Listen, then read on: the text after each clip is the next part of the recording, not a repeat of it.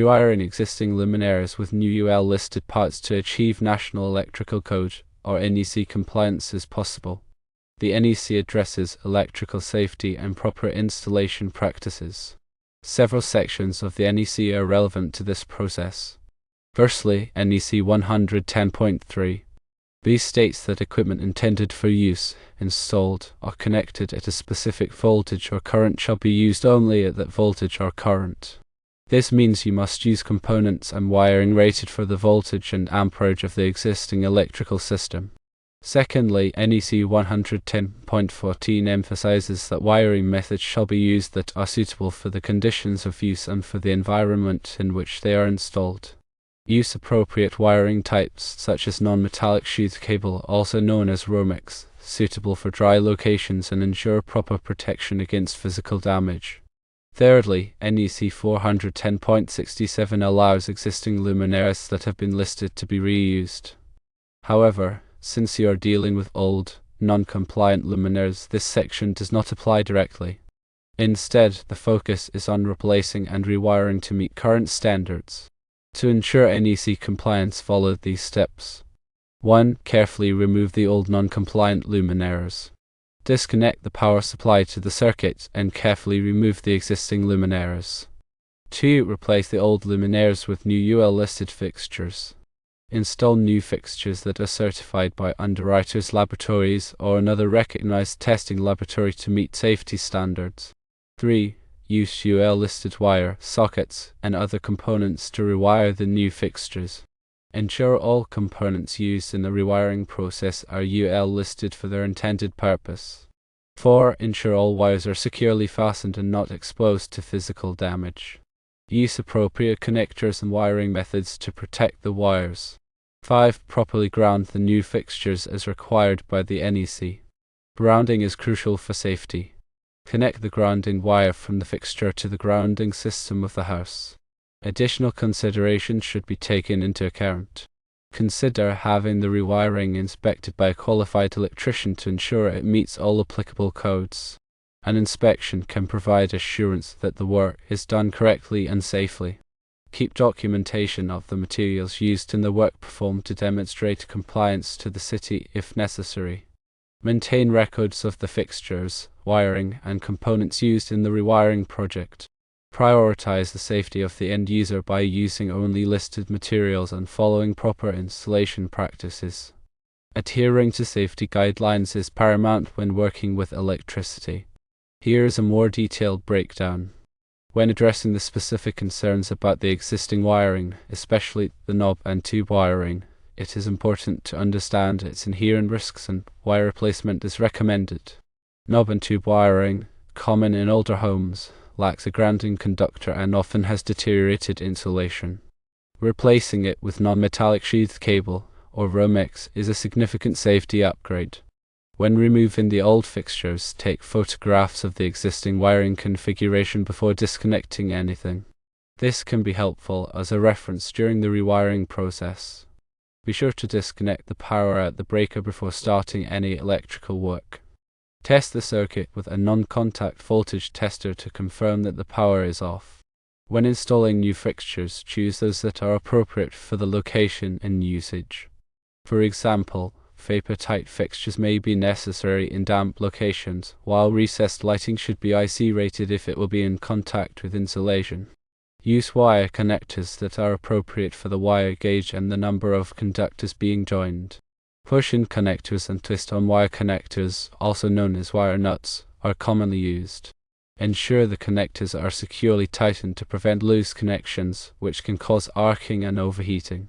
Secure the wiring with staples or cable ties to prevent it from hanging loose or being subjected to physical damage. Be careful not to over-tighten the staples, as this can damage the insulation. Grounding is a critical safety measure.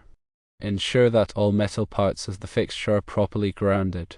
Connect the grounding wire, usually green or bare copper, to the grounding terminal in the junction box. If the junction box is metal and properly grounded, the fixture can be grounded to the box. When working with different types of wiring, it is important to understand their ampacity, which is the current carrying capacity of the wire. Refer to NEC Table 310.15. The 16 for ampacity ratings of different wire sizes and insulation types. Common wire sizes used in residential wiring include 14 American wire gauge or AUG, 12 AWG, and 10 AWG. Choose the appropriate wire size based on the circuit's amperage rating. For example, a 15 amp circuit typically uses 14 AWG wire, while a 20 amp circuit uses 12 AWG wire. Overcurrent protection is provided by circuit breakers or fuses. Ensure that the circuit breaker or fuse is properly sized for the circuit's amperage rating. Do not use a circuit breaker or fuse with a higher amperage rating than the wire is designed to handle. This can cause the wire to overheat and potentially start a fire. When making connections to existing wiring, ensure that the connections are made inside a junction box.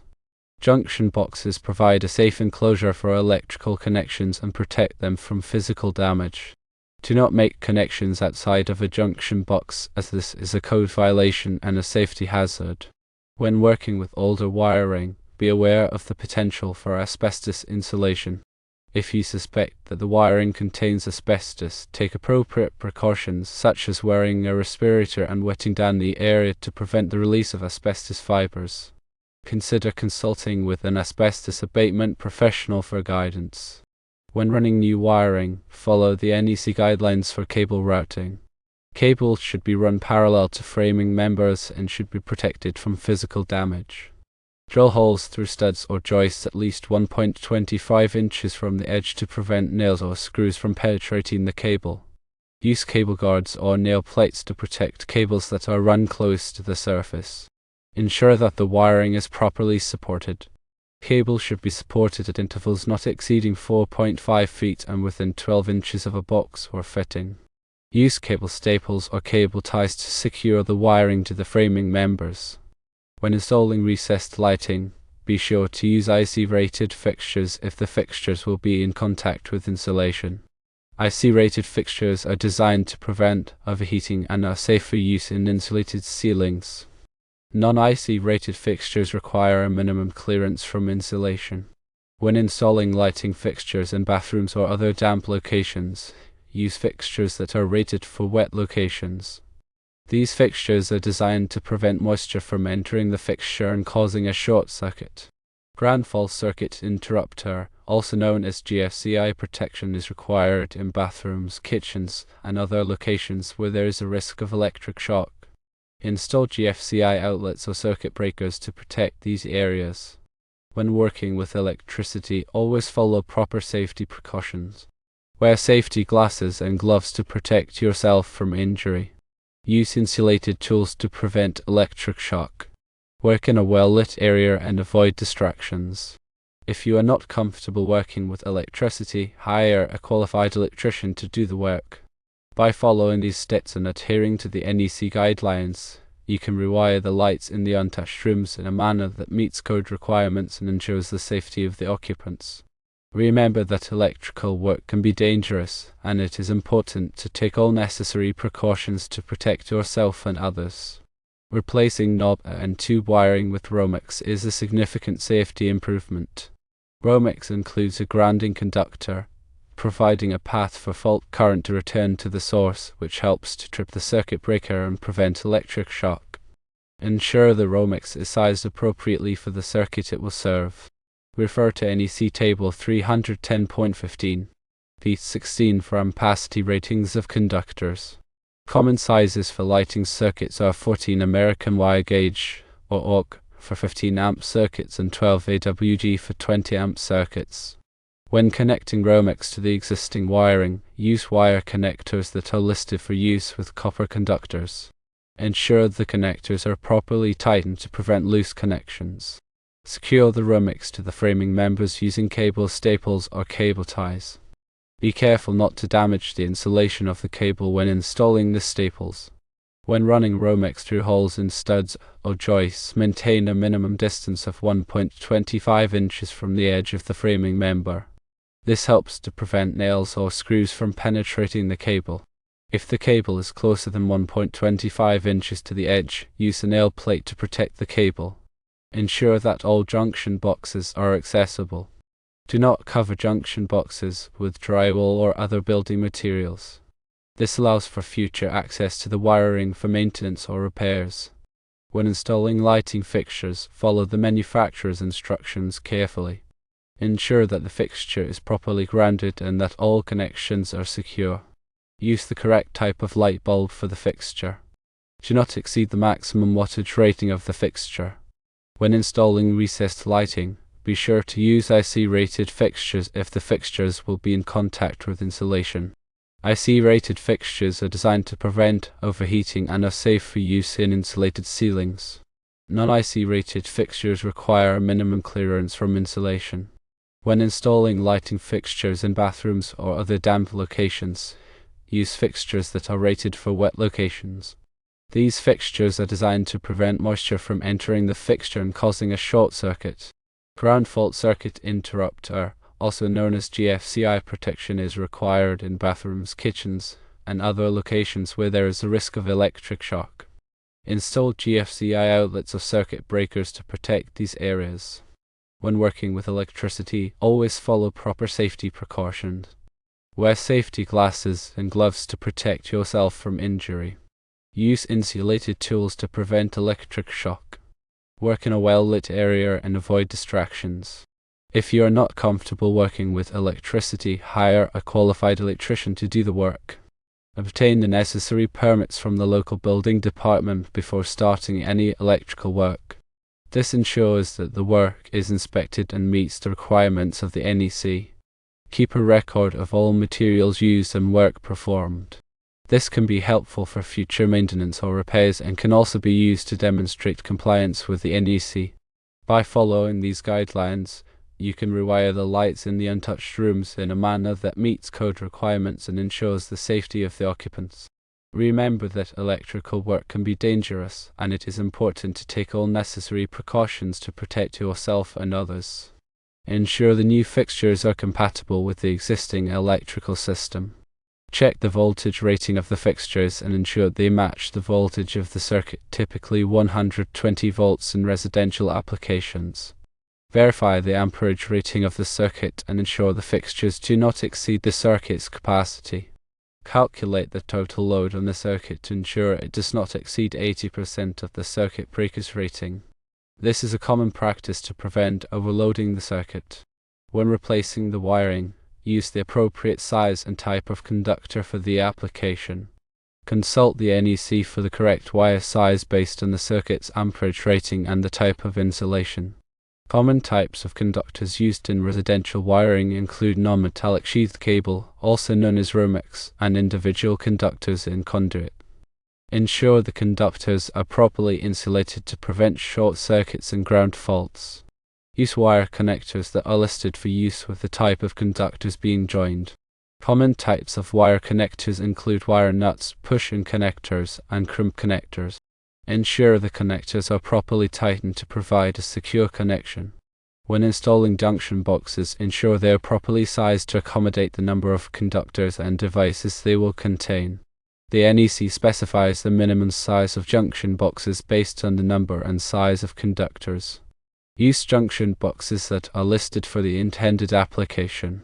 Common types of junction boxes include metal boxes, plastic boxes, and weatherproof boxes. Ensure the junction boxes are securely mounted to the building structure. Use appropriate fasteners for the type of material the box is being mounted to. When installing lighting fixtures, follow the manufacturer's instructions carefully.